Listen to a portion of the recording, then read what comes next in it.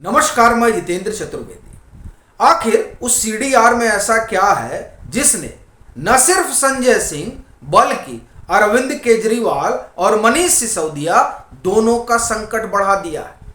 और ये दरअसल सवाल इसलिए भी बहुत बड़ा है क्योंकि मनीष सिसोदिया की जमानत याचिका को लेकर सुप्रीम कोर्ट में सुनवाई चल रही है, जिसकी अगली तारीख जो है वो 12 अक्टूबर है। और आप गौर करिए कि 10 अक्टूबर तक संजय सिंह ईडी की रिमांड में रहेंगे और 12 अक्टूबर को मनीष सिसोदिया की जमानत याचिका पर फिर सुनवाई होगी। और इसी बीच ये जो सीडीआर की चर्चा है, तो इस सीडीआर में ऐसा कौन सा रहस्य है? एक तो ये, दूसरा वो जो ईडी कह रही है कि दो और दिग्गज नेता हैं आम आदमी पार्टी के जिनके तार दिल्ली के शराब घोटाले से जुड़े हुए हैं, उनसे भी पूछताछ करनी है। यानी ईडी ने कमर कस ली है, तो स्वाभाविक है कि जब कमर कसी है तो उसके पास कुछ भारी भरकम दस्तावेज हैं। तो वो कौन लोग हैं, इस पर भी हम लोग बात करेंगे। लेकिन पहले चर्चा इसकी कर लेते हैं कि संजय सिंह को जो 5 रोज की रिमांड पर भेजा गया है, ईडी के हवाले किया गया है, उस दरमियान क्या कुछ कोर्ट में ईडी ने बात रखी, और खास तौर से सीडीआर वाली। क्योंकि ये जो सीडीआर है ना, दरअसल इसी में सारा रहस्य छुपा हुआ है। और इसी के कारण आप देखिए तो आम आदमी पार्टी जो है वो सदमे में चली गई है। अरविंद केजरीवाल के कान खड़े हो गए हैं, होश उड़ गए हैं कि साहब अब न मालूम क्या क्या इस सीडीआर से निकलेगा। चूंकि ये जो इलेक्ट्रॉनिक एविडेंस है वो संजय सिंह और उनके सहयोगियों के यहां से हासिल हुआ है, और उसको लेकर जो कुछ बात ईडी ने कोर्ट में रखी है पहले उसे बताता हूं और फिर हम लोग आगे इस पर चलते हैं। देखिए, 2-3 चीजें ईडी ने बड़े साफ तौर पर कही कोर्ट के सामने कि क्यों हमें संजय सिंह की रिमांड चाहिए। वैसे तो लिखित तौर पर ईडी 10 दिन की रिमांड चाहती थी, लेकिन जब बहस शुरू हुई तो ईडी ने कहा कि नहीं साहब, 7 दिन में बात बन जाएगी। इस पर कोर्ट ने सवाल भी पूछा कि आप 10 दिन लिखित दिए हैं और यहां 7 कह रहे हैं। तो यही हुआ कि नहीं, हमको जो कुछ चाहिए वो सब 7 रोज में मिल जाएगा। तो 5 रोज की रिमांड इनकी दी गई। लेकिन इस दरमियान हमें क्यों रिमांड चाहिए, ये जब ईडी ने बताया तो वो आप ये कहें कि बड़ा सनसनीखेज खुलासा रहा। देखिए, 2 करोड़ रुपए रिश्वत दी जाती है, और ये कौन दे रहा है? ये दिनेश अरोड़ा दे रहे हैं। गौर से सुनिएगा, क्योंकि अब इसी के बाद कहानी में असल ट्विस्ट आने जा रहा है। अब दिनेश अरोड़ा 2 लोगों को भेजते हैं, वो जाते हैं संजय सिंह के यहां पैसा लेकर।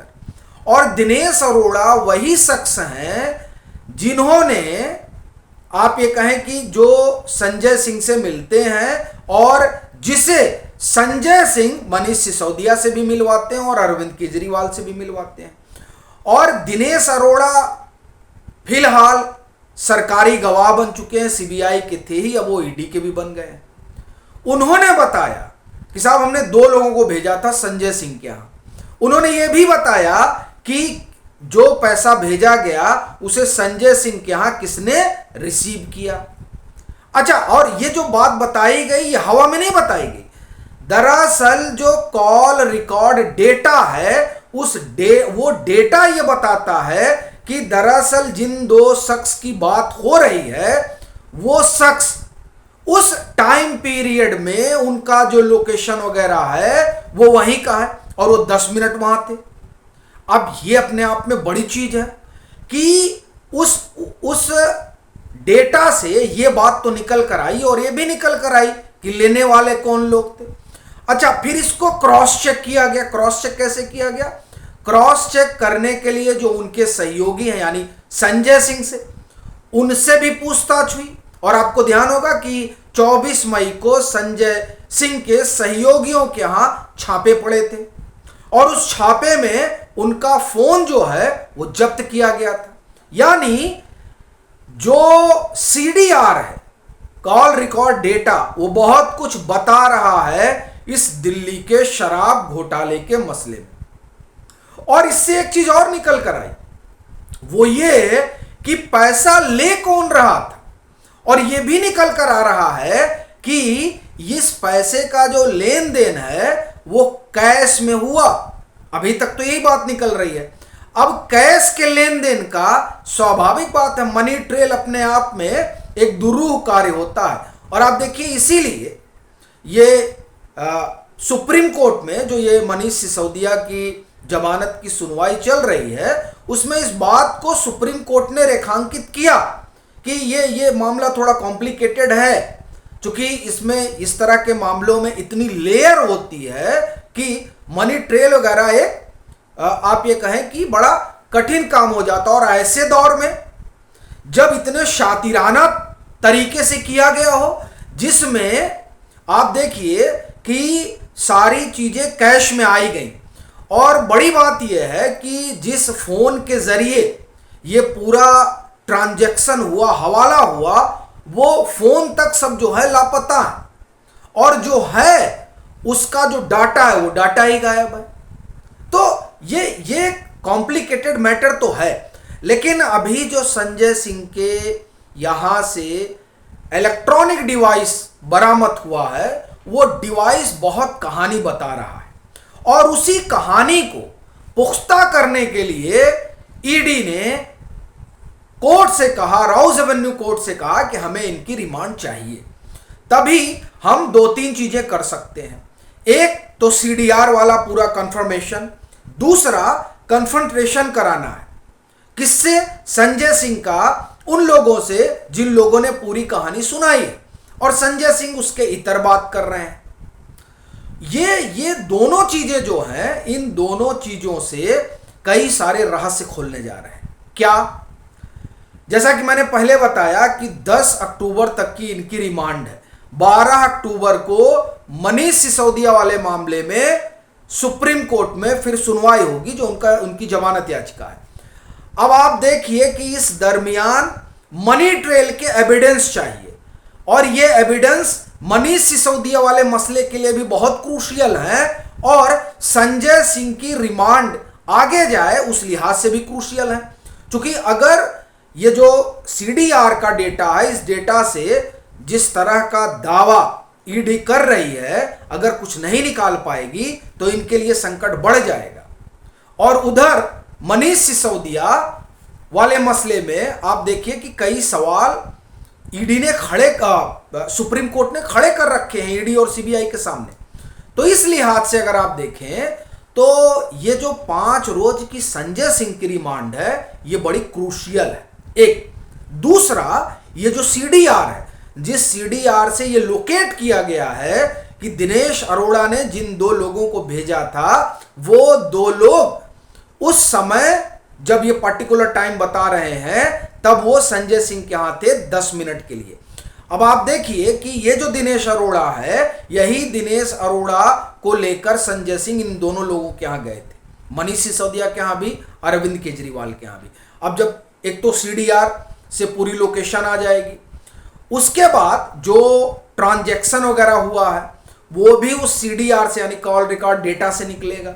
दूसरी चीज, इनके कहने पर ही 82-84 लाख रुपए इन्होंने जुटाए थे, और उसको ले जाकर उन्होंने मनीष सिसोदिया के हवाले किया था।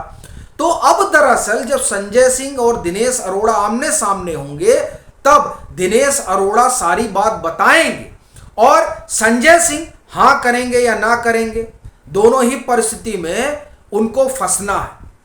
हां करेंगे तो जाहिर सी बात है मनीष सिसोदिया और अरविंद केजरीवाल दोनों लोग घेरे में आएंगे, और न सिर्फ घेरे में आएंगे बल्कि जो सुप्रीम कोर्ट में मामला चल रहा है मनीष सिसोदिया वाला, उसमें मनीष सिसोदिया का संकट और बढ़ जाएगा।